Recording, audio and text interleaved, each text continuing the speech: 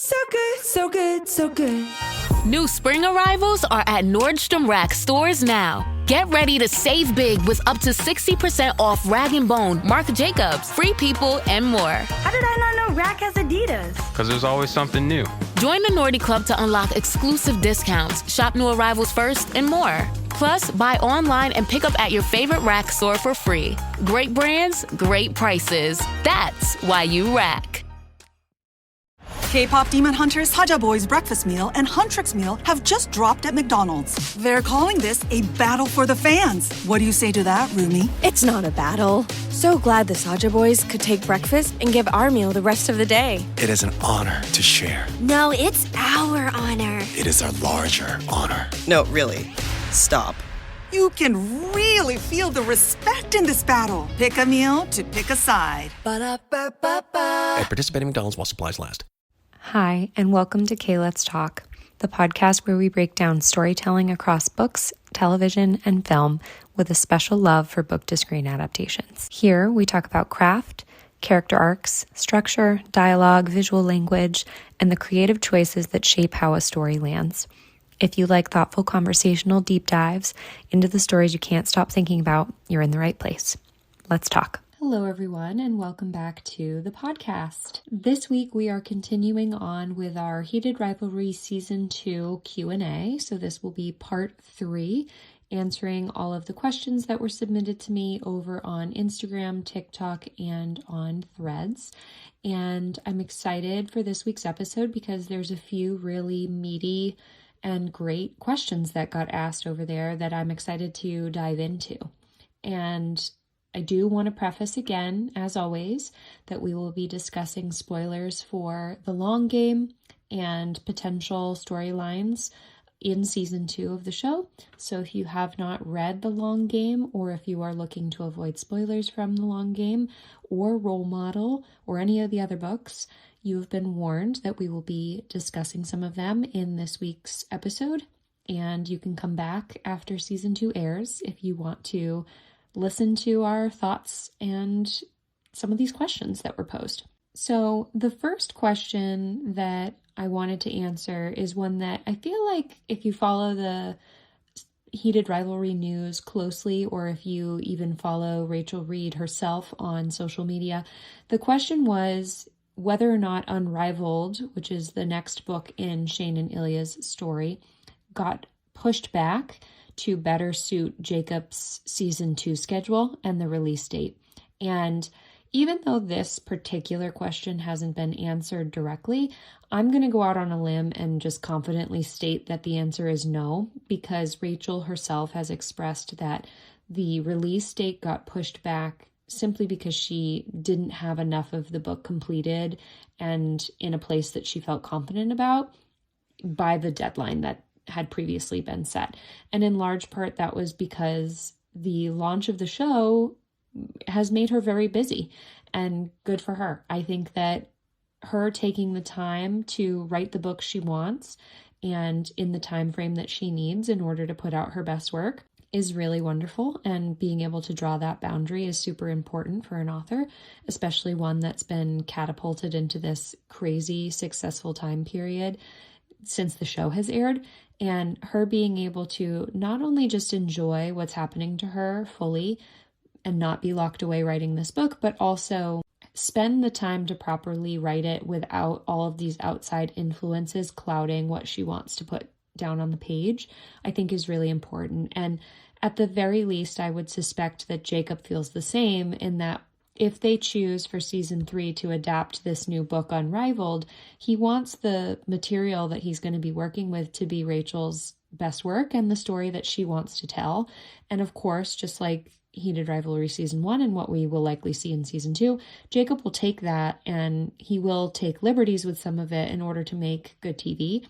But on the whole, the story that Rachel writes is the one he's going to follow. And I don't think Jacob, of everyone, would be trying to impact her writing in any way and her process strictly so that he can move around his schedule and release dates for the TV series. They clearly respect each other very much, and Jacob is honoring her original writing so well And I don't think that that would ever be on the table for him. So the long and short of it, in my opinion, is no. The release date was pushed back simply because Rachel needed it and asked for it, and she was granted it. And I think that that's wonderful.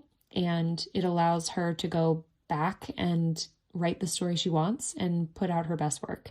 And I think for Jacob, even though the turnaround time for season 2 is so short, he follows the same philosophy. I think he wants to put out his best work. And even though, yes, there's pressure for TV shows in particular rather than authors to meet shorter deadlines and churn out content as quickly as possible and strike while the iron is hot, I don't think that either of these people are willing to sacrifice the quality simply for a quicker turnaround time. And for people who are complaining about the turnaround time for season 2, please note that this is extremely fast for them to pump out a show in such short form. They actually moved the release date of the show itself up months ahead of when it was originally aired to be on the network because it was acquired by HBO, and then they were actively editing it while it was coming out week to week back over the holidays. So for them to write season 2's scripts and start filming it this summer is incredibly fast. And we also know that Jacob films in a very quick-paced, succinct way, and he doesn't waste time on the shoots, and he's very efficient. And so I suspect that the editing process will probably play out the same way. And he's using the same team, and the same core group is going to be back. So I expect the product to be, phenomenal. And yeah, I think that everyone needs to take a chill pill about timelines. And, I'm as eager as the next person, but I would rather them take their time and put out the best quality work that they're capable of and quality work that they're proud of, and us be patient, because I think that that should be the expectation, is that the viewer be patient and let them cook, as they say. The next question was, how will Jacob Tierney use cinematography, art, direction, and music as a plot device in season 2? And while this is sort of an arbitrary question, I do love the question because the cinematography, the art, and the music and everything were such a key part of the show's success to me. It was shot so beautifully. And Jackson Perrell, who is in charge of the cinematography, he also shot a number of shows, but I watched Anne with an E. I don't know if anyone else has watched that show. And I remember watching it and thinking that even though the story itself was so beautiful, the visuals were almost more beautiful than the story being told. And when I noticed just how head and shoulders above other productions the cinematography is, it makes me lock in a way that I don't with other productions. And in part that's because of his color grading and also the type of camera that he's using, and all of those factor into how Jacob would then figure out how he wants to compose his shots, because he's working with a very wide angle camera and the colors in that camera are very specific. And so all of those things sort of play hand in hand into how he would be imagining the visuals of each of these scenes that he's writing and mapping out what he wants them to look like. So I expect more of the same. I think that we're going to continue to see motifs similar to season 1, where Shane and Ilya are pictured far apart, and then over the course of the season they get closer together. I think there's going to be a visual language like that to convey where we are in their relationship and what the dynamics are between them. I think we're going to do more of the same visual callbacks, so we'll have a lot of repetitive shots and scenes. Same with some of their physicality choices. So how we saw Ilya rubbing his ear or his thumb on things when he's anxious or nervous, I think we'll get continuations of those types of key tells for each of the characters. And then I think we'll be introduced to new ones because, again, time has passed and they're different people now. They're in an established relationship with one another, and we're going to have to see them interacting in public with people who know that they're together, but also people who don't know that they're together. And so what kind of visual cues are we going to have to clue us into how they're thinking and feeling in those moments? And I think that those are going to be used just like they were in season 1, to draw parallels and make connections between each of the episodes of the season. In terms of the art, I think that will be really, really interesting because we're going to have all new sets for season 2 because Shane sells his apartment and buys a house for season 2, and Ilya is moving out of Boston and moving to Ottawa, and he buys a house. So the two of them are both going to have new homes that we're going to see them existing in. And I wonder if they're going to make a point to say that the two of them were involved in the decorating process at all in each of their homes. Even though they're, unique to the individual person, I think that it would be funny if Shane or Ilya had input into what was picked out or selected in each of their respective homes, especially where Shane hired a designer and it was made to be very impersonal. And I think that it would be very clever if, again, the show uses the artwork as a way to convey deeper meaning, because Ilya's home in particular had a lot of artwork that was very telling and revealed a lot, and Shane's house being pared back and more nondescript was also really telling. So how does that evolve over time? Do they have pieces in each other's homes that reflect the other person? We know that in the long game, in particular, Ilya's home, he puts specific lighting in his gym because Shane has it in his gym at home, and he knows that Shane likes that, so he has it installed in his house. So I suspect we'll have stuff like that. But in regards to actual art on the wall, I think that that is going to be another way that the show subtly conveys messages to us, because I thought it was really brilliant how they did that in season 1 and showing how their tastes change as time goes on and what's trendy now as time's gone on. And all of those things also are really easy ways to indicate what time period we're in without having to explicitly state it. So the way the furniture looks in 2020 is going to be different than how it looked in 2012, for example.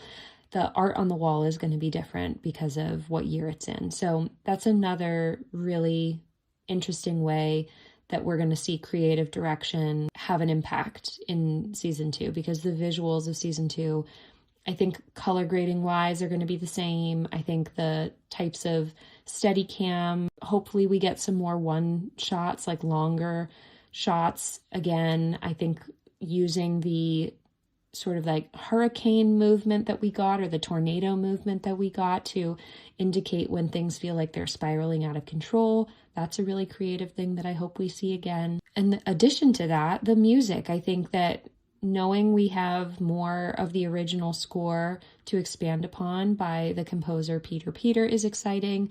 I think what we'll see is a lot of the rivalry themed music is going to get phased out, and a lot of the songs used to mark different periods of Shane and Ilya's relationship are going to get expanded upon. So similar to how we have one soul and two souls, and how we hear two souls first and one soul pulls melodies from that original piece and expands upon it, I think that Peter Peter is probably going to do the same thing with the season 2 score, and then introduce some new theme music to represent different facets of both Shane and Ilya's storyline. So there's probably going to be a very melancholic song to represent when the two of them are fighting or arguing, or when they feel the most distant with one another.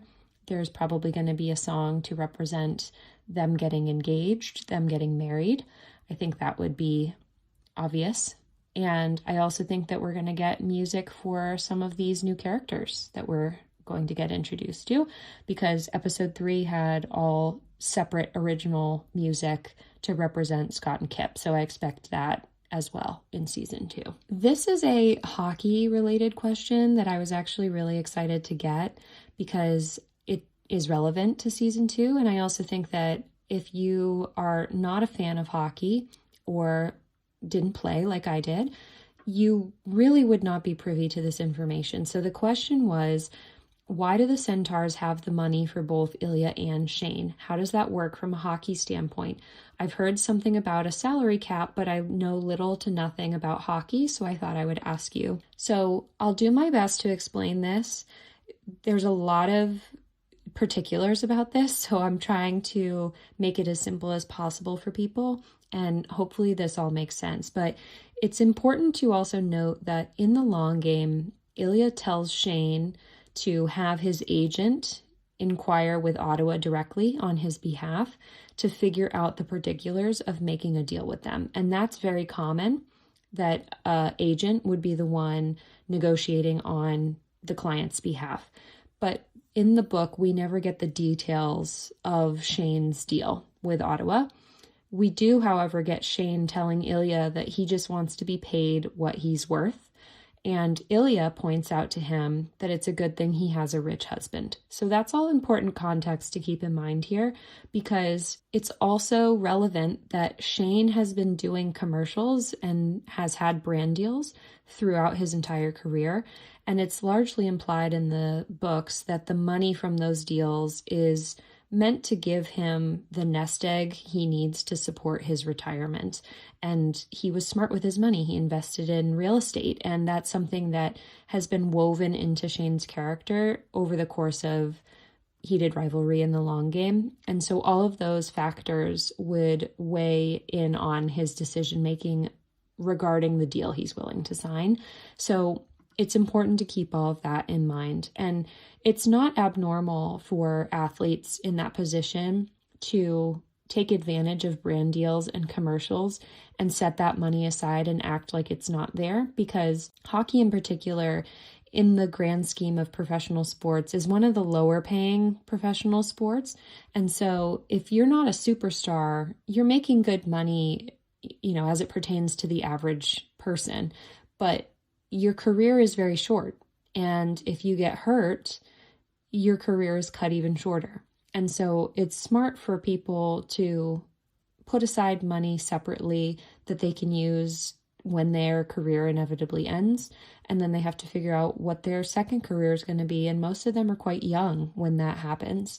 So Shane did everything right. And yes, he's a superstar. He's a captain. He would have been making a really, really great base salary his entire NHL career, or MLH in the show.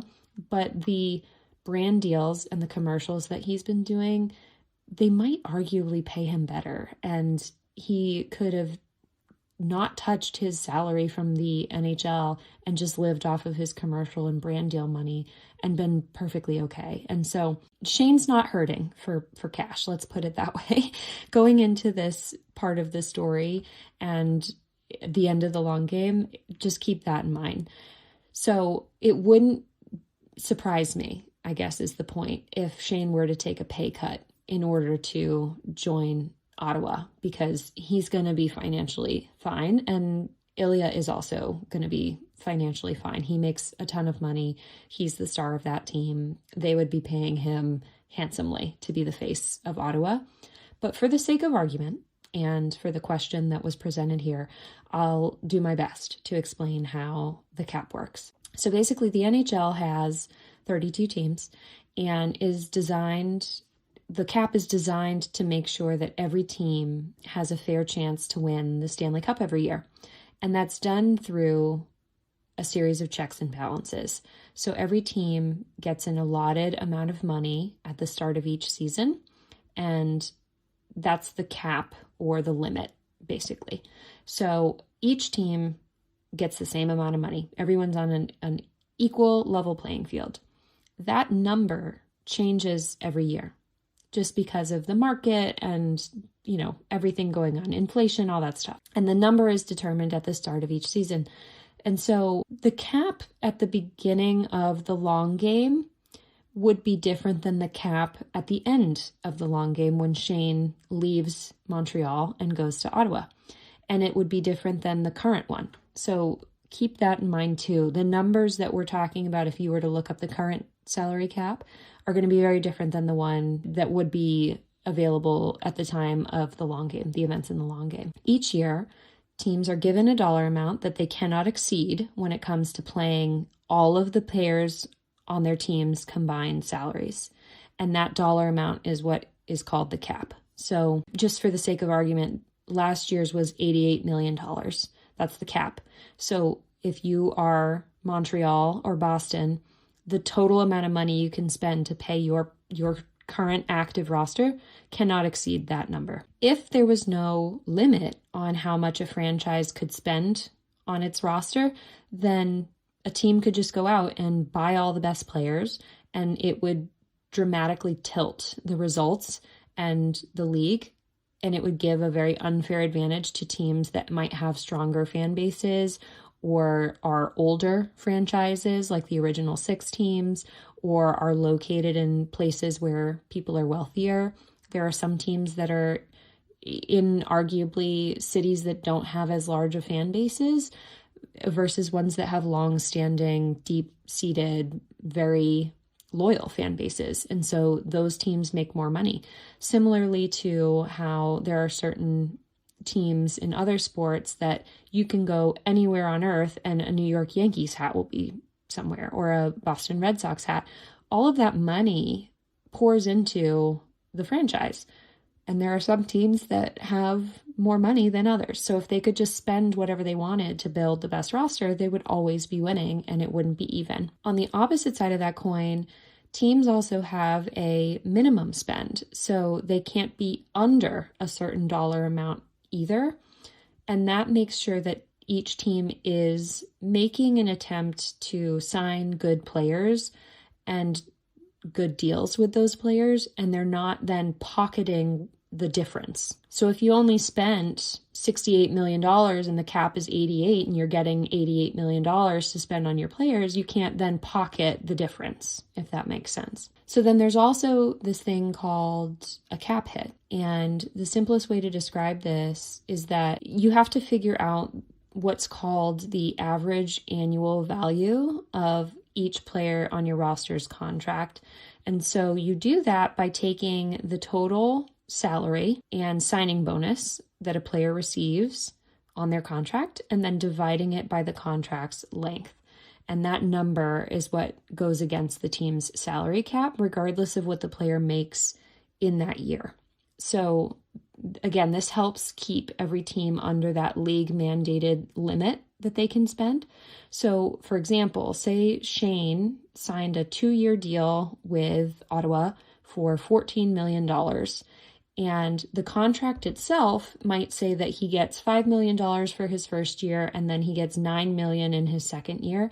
But per how this cap hit works, his salary would be $14 million divided by the length of the contract, so 2 years. So for the cap hit, it counts as $7 million each year. Even if he gets paid $5 million the first year, against the cap hit, it's $7 million for Shane Hollander on your roster. And those contracts can also include performance bonuses. So players can get a bonus if they make the playoffs or if they make it to a certain round in the playoffs. They can get a bonus for scoring a certain amount of goals or assists or how many total points they get. And so all of those incentives help to encourage your players to perform well. And that money does not get calculated into the cap hit the same way. So that's another important detail to remember. The reason they do this is, again, to prevent teams from paying a player a lot in their first year under a contract, so like front loading the contract, and then paying them less in their subsequent years in order to free up more space on their cap to sign other players. So by using that average annual value number instead of the actual dollar amount of each player per year, it helps level the playing field further. One thing that can happen though, which does sort of bend the rules slightly, is if a player on your roster were to get hurt, they could get put on long-term injured reserve and effectively be taken off your roster, even though they still are on the team. And if they're not fit to play, then their average annual value gets removed from your cap space. So a team can go and replace the player that's unfit to play, hire someone else to take their place. And that happens often closer to playoff time when people are prone to getting injured. And as soon as that hurt player is effectively removed from the roster, that cap hit gets subtracted from the cap space. So that's when you see a lot of movement on these teams to, again, acquire people, and they might only keep them for the playoffs and then they'll trade them at the end of the season. So again, it's like a way of sort of manipulating this rule about cap space. Now, when the playoffs actually start, there's no longer a cap. So teams can front load their teams with all the best players, even if their active rosters salaries exceed the cap. And the goal at that point is to put the best team forward for the playoffs. So essentially the entire regular season is a game of strategizing how to find the best value for your money within that cap. So last year was $88 million. The team that best utilizes their $88 million is going to go further theoretically in the playoff run.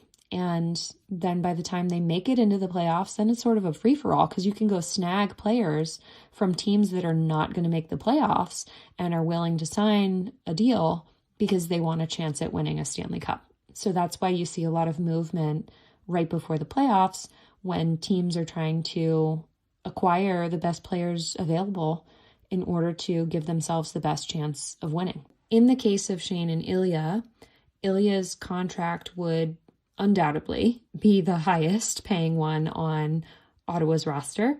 And the team had been notoriously bad when he got there. So a majority of the other players on Ottawa would probably not warrant huge contracts to begin with, and Ilya's would be the one that takes up the most space for the cap hit. The team sort of is presented as like a band of misfit toys. And until the possibility of Shane coming over to the team, I don't think that a lot of those guys were making a lot of money, but as they started to win and their value went up, they would all be renegotiating their salaries. So if they weren't leaving Ottawa and going somewhere else at the end of each of those seasons when Ilya's on the team, they would be renegotiating, and they would say to them, hey, look, last year I only scored 15 goals, and this season I scored 30. I'm worth more money now, so I'm renegotiating and I want more money. That would be happening on Ottawa. As soon as they turn the ship around, all of the guys on that roster and their agents would be trying to renegotiate and get more money if they wanted to stay. And so that also would factor into Shane's contract, because the cap space would be getting tighter and tighter if all of the other players on the team are asking for more money. But the truth of the matter is that Shane Hollander is going to be worth more than anyone on that roster. He's going to get paid significantly higher than anybody else besides Ilya. And the only way that it would make sense that he could join that team and not completely implode the rest of their roster is if he took a pay cut. And it's not uncommon for players to take pay cuts, especially if they're going to play for their hometown teams, or to stay on a team that they really love, or stay in a city that they really love and they've raised their family in and they've become a part of. For example, in Boston, we had players who were paid less than their market value for almost their entire careers because they would rather stay on Boston and play on a team full of good players than go to a team, get overpaid, and be the only great player, maybe one or two great players on that roster, and not be able to win or go to playoffs because you can't win with just one or two superstars. And I think that Ilya more or less represents that in the long game of until everybody else steps up their game and they acquire Troy and they get, Wyatt playing really well and they get Lucas Haas. All of those additions start to slowly build up their roster because Ilya isn't the only one expected to score every goal and win every game. That's sort of how it works in the real world too, in the NHL. So it's a pretty true representation. And I hope we get some sort of dialogue explaining what his contract structure would look like. I'd be curious if they even touch on that.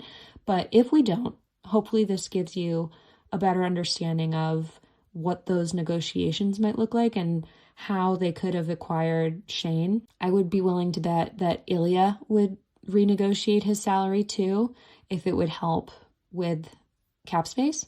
So all those factors go into that decision making and what that number looks like. And again, Shane has money coming in from other avenues, and he's going to hopefully continue to have those deals. I hope that's not something that gets taken away from him once he and Ilya announce that they're together. I don't think that's been touched upon yet in the book, so that will be another interesting thing for the show to address, or Rachel to address in Unrivaled. The next question I got is from Tiffany, and she said, I wanted to talk about Troy and how his character serves the purpose of mirroring Ilya in some ways.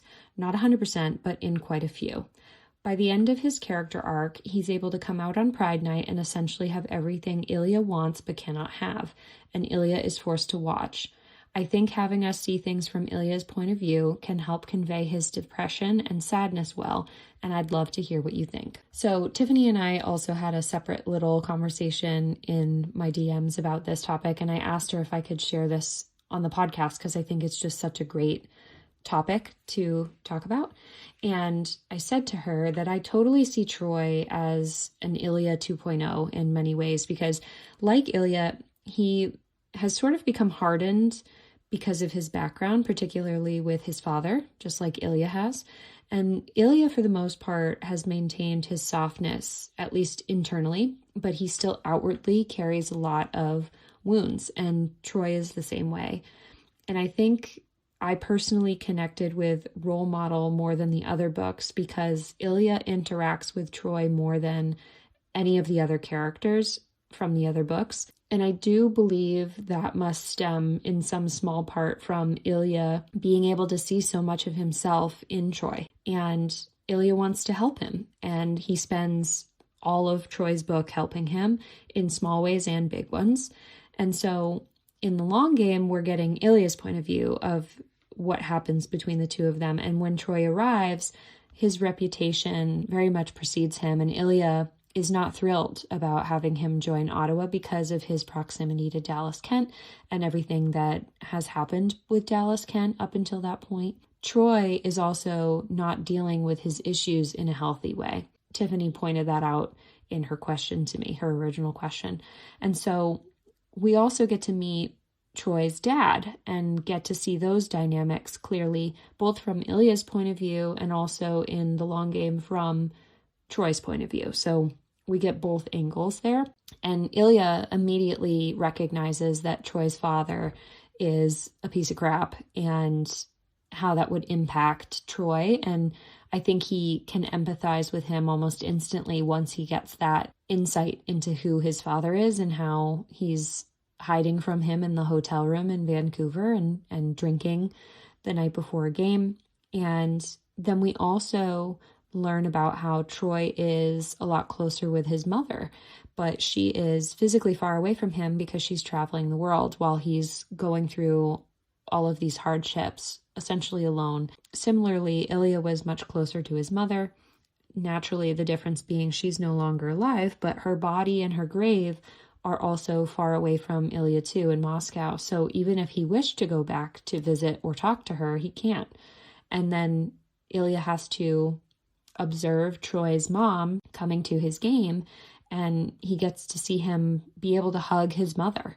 And I would imagine that Ilya would be hurt by that. Even though he's happy for Troy, it would still make him sad for himself in many ways too. I also think Troy gets to meet Harris with Ilya's help, fall in love with him, come out to the team, be accepted by the team, and then decide to come out publicly on Pride Night. And that's all happening within a very, very short period of time.